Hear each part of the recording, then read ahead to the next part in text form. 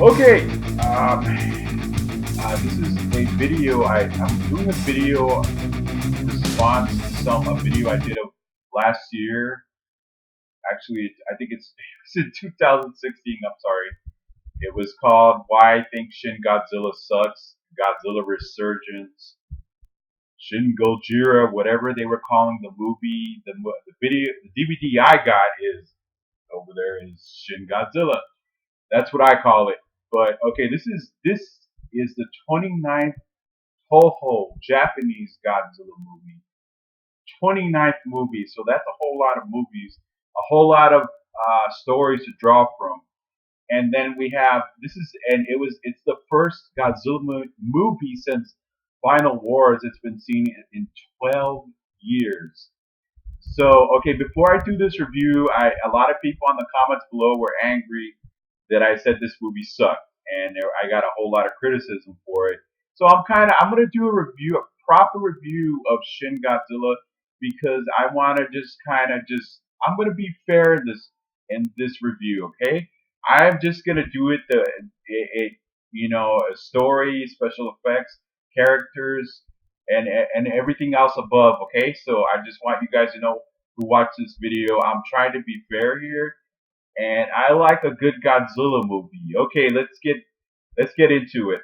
Okay, this movie takes place in a modern times where a strange boiling explosion causes a ship to sink. I messed up to sink, and it out of it comes out a strange creature, gigantic creature.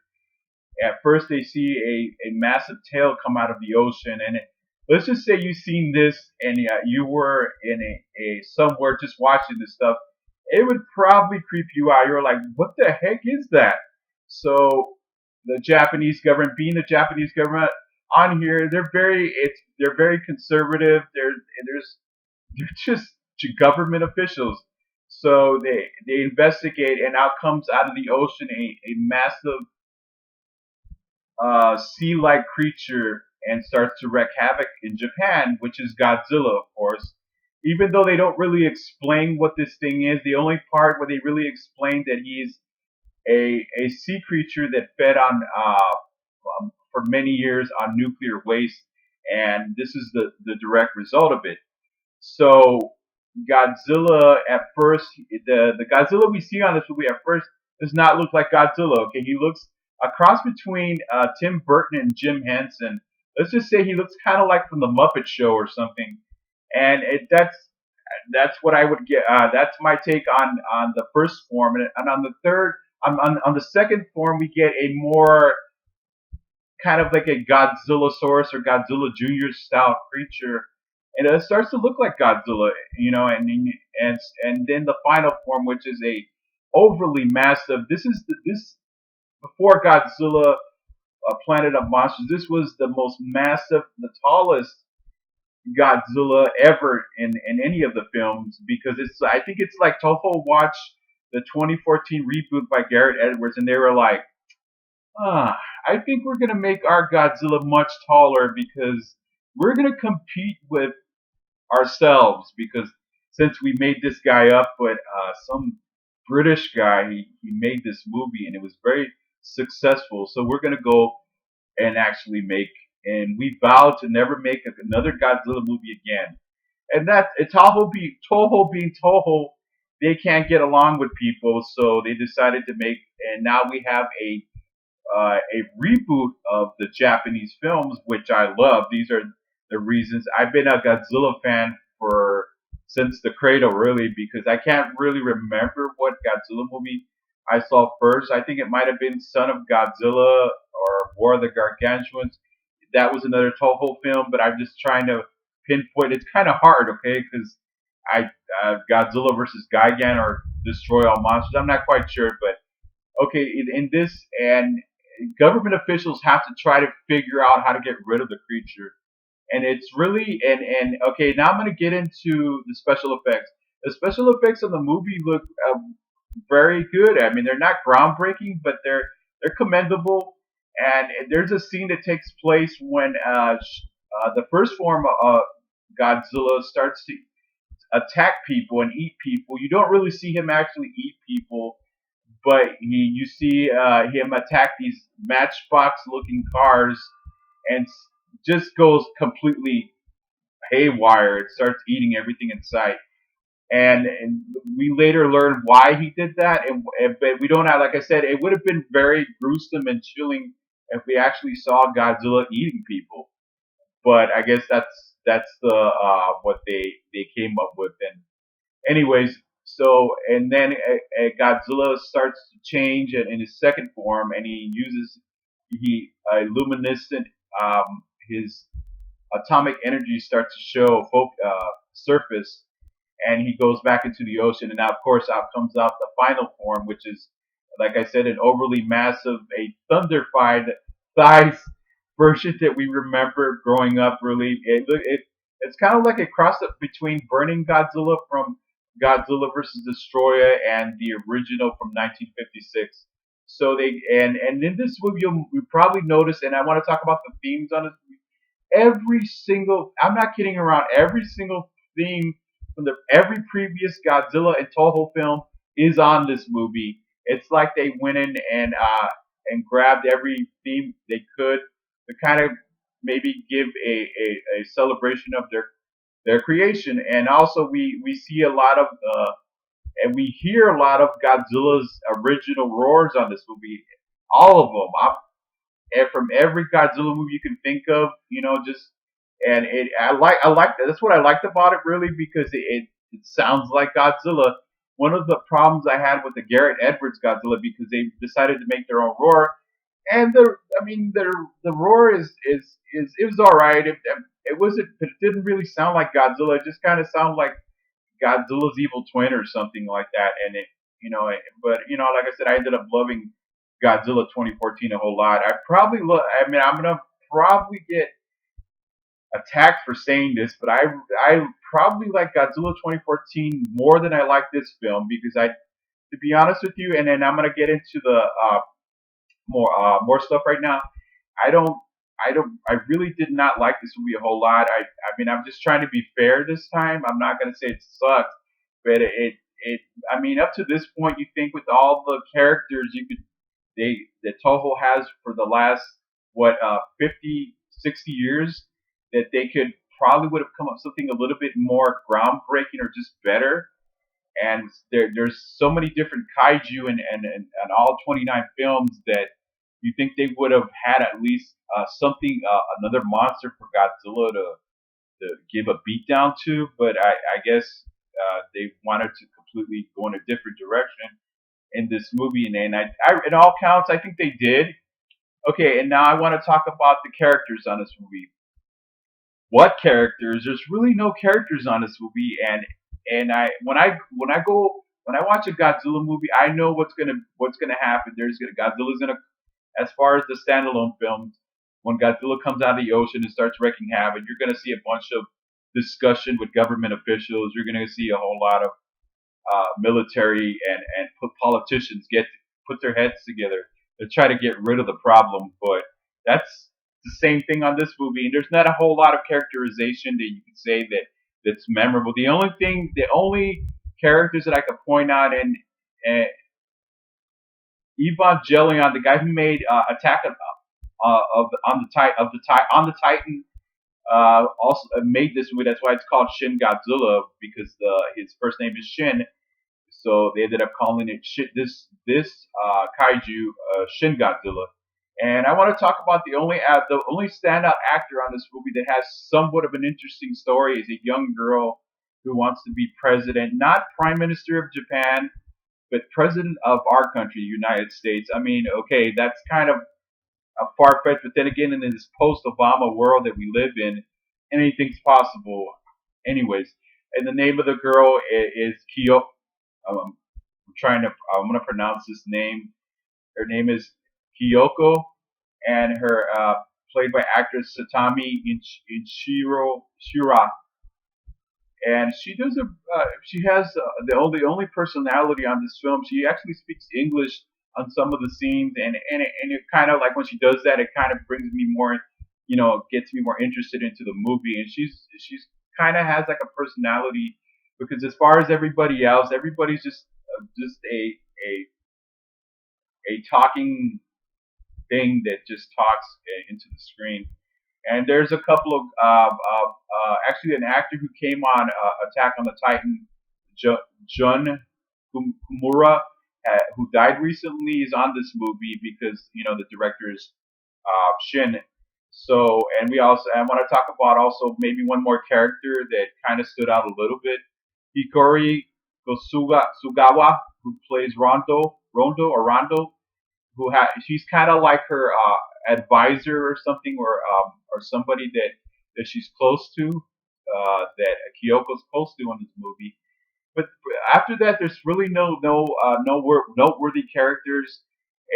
I think it's because Japanese filmmaking is very different from the Western filmmaking, and that would probably explain a lot of the lack of personality and involvement, and it makes you want to get involved into this movie a little bit more.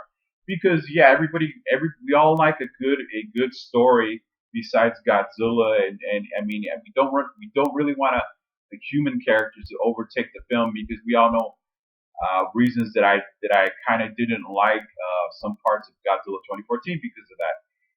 And so a lot of the stuff we got on this movie it's commendable. Like I said, special effects were pretty good, a lot better. And there's scenes where this new Godzilla is actually very different from all the others. Like I said, he kind of looks like Burning Godzilla from Godzilla versus Destroyer, because he has a orange, purple, violet kind of burns on his body, and he looks pretty chilling. And now I want to talk about the design of Godzilla on this movie. Okay, I want to talk about it because it needs to be addressed. The Godzilla in this movie is 100% CGI. They might have done maybe a little bit of animatronics of certain parts, maybe like the head parts, but um, as far as the personality of the Godzilla, because we all know Soup Nation made Godzilla movies a little bit more interactive as far as movement is concerned. So this movie, he's kind of lumbers around. He's kind of stiff. He's very stiff, actually. And I dubbed this Godzilla my own. I gave it Zombie Godzilla because he really looks like a. Let's just say Godzilla. He got into a fight with Rodan and Mothra and King Ghidorah, and they kind of mangled him a little bit during the battle. And he got these bite marks and all these scratches all over him, and that's what it looks like. He kind of looks like a mangled, almost skeletal version of Godzilla, because his arms are very puny, but his legs are massive, quadruple massive. And I really, as far as I'm concerned, I mean, I don't want to, the comments below, people are gonna post their opinion if they see this video. I personally didn't like this design. I mean, it was as there, and there's a very interesting part of this monster, and I'm going to get into it right now. It's his jaw. Her jaw, his jaw really expands on this movie, and it kind of reminiscent of Blade 2, the Reapers on Blade 2.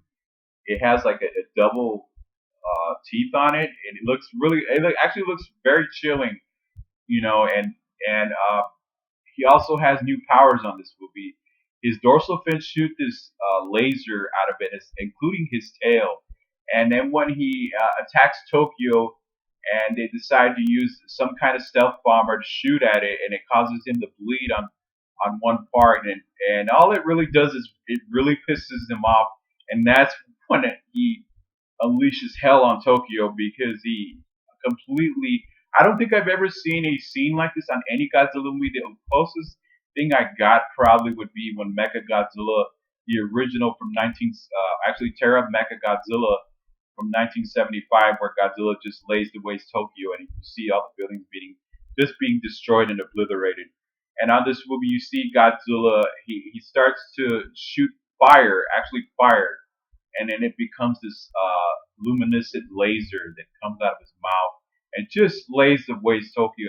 I kid you not. If you've never seen this movie, you got to see that part. It is just chilling, bone chilling, and you can actually see some people in the subways taking refuge, including the cabinet members of the government or whatnot.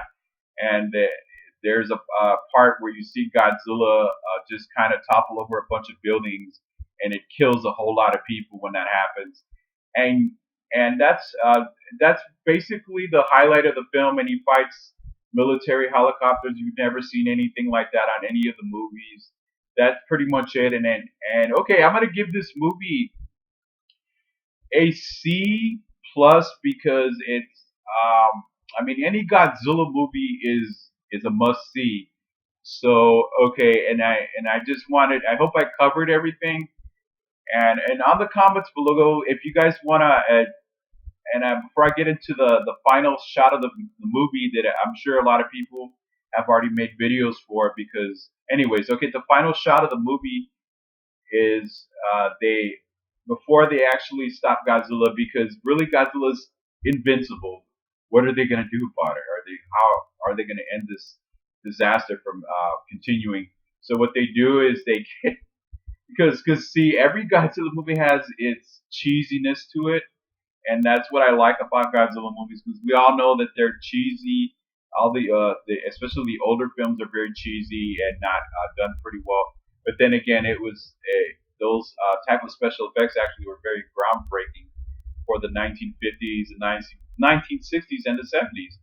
But so they decide they're gonna freeze Godzilla, and by doing that, they get a bunch of fire truck looking vehicles to insert this thing into his mouth as soon as they get him they use a couple of three different skyscrapers to cause him to topple over, and it kind of looks like that Godzilla went to the dentist on that part, and it looks actually really laughable. But I kind of see, I mean, how would they do that? I think if they would have did it kind of like Godzilla 1985 or the Return of Godzilla, where they shot something into his mouth, but and that scene actually looks very cringeworthy.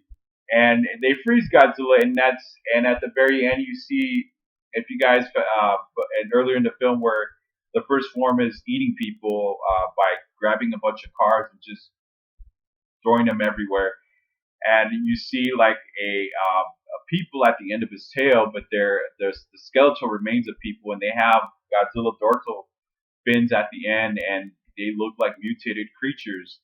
Okay, now I want to talk about what I think they're going to do for the next Shin Godzilla that's coming out in 2020, the same year that Godzilla vs Kong is coming out.